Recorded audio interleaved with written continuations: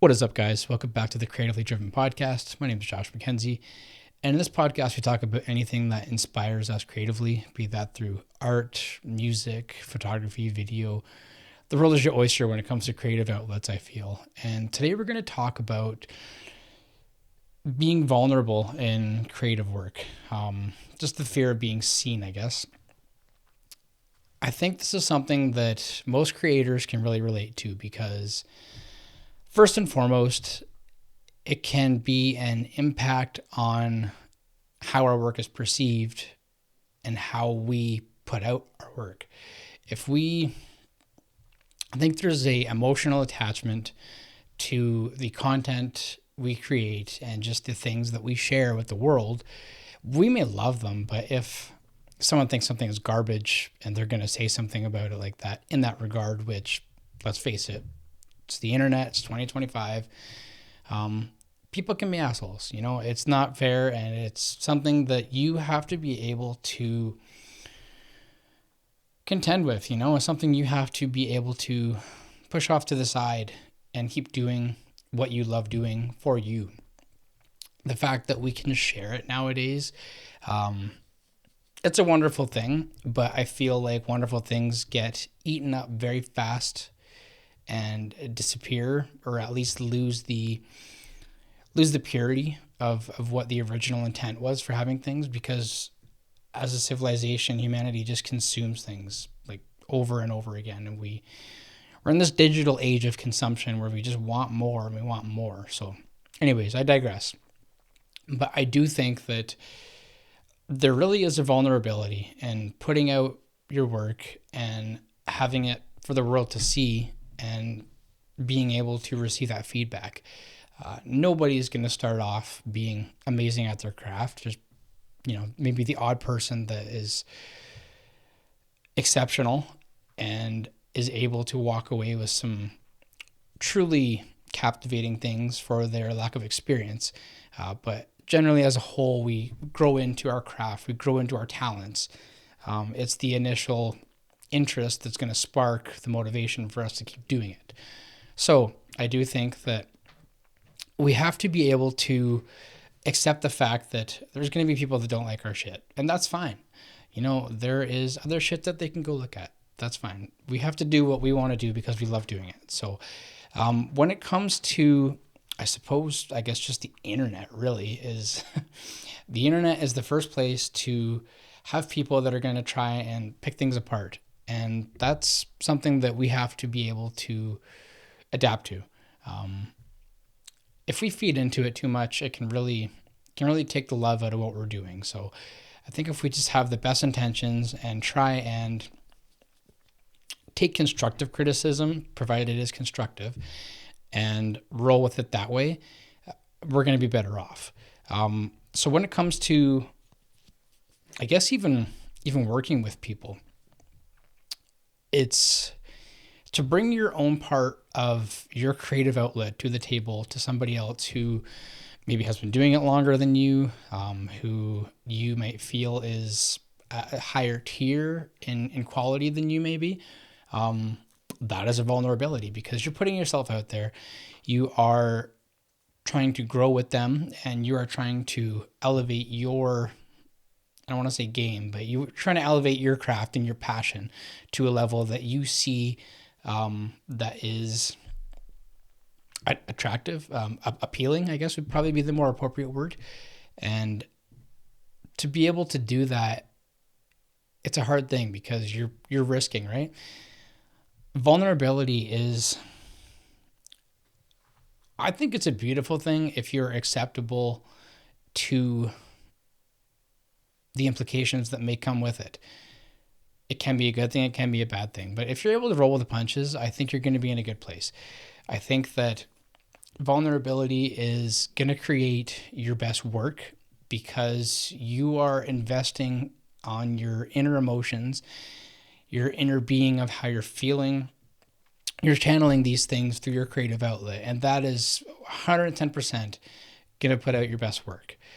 So I think that that's going to be the best thing for a creative person, is to be able to be at peace with themselves, in touch with the way that they are feeling, the way they want to see things, and finding that way to really put two and two together and project it into what it is you're creating. I think that nobody is ever going to be bulletproof from, people saying bad things, because being vulnerable is being open to things that could hurt you mentally.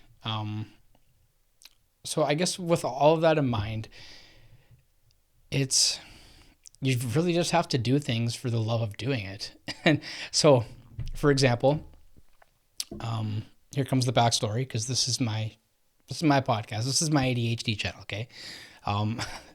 Saturday I have a video that I'm doing, and there's going to be some interviews, and it sounds like maybe a couple more than I thought, which is going to be good for my experience. It's going to be great to set things up, work with what's there around me. I really am looking forward to the challenge, because I've done a couple interviews and I really did love it. I loved the storytelling of things around the subject who you're interviewing, that obviously tells their story, right? Like, the topic is the video, but you are capturing the story of the people involved in it. So I think that is something very fun.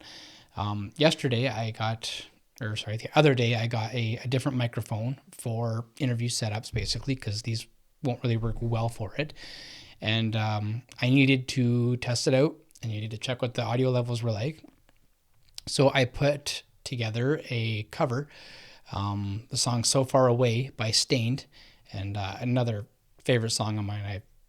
Staind is a massive reason of why I started to sing and invest a little more time into acoustic guitar. So I did a video yesterday, and I put it out this morning, I guess. I shot it, did a 2-camera setup, and again, these are my creative vulnerabilities, because it's my vision. Somebody else who may have a better vision, it could be, maybe not judgmental on it, but they may give some constructive criticism, which I openly welcome. How are you going to learn if you don't hear people's feedback? You really do have to be open-minded with trying to learn things.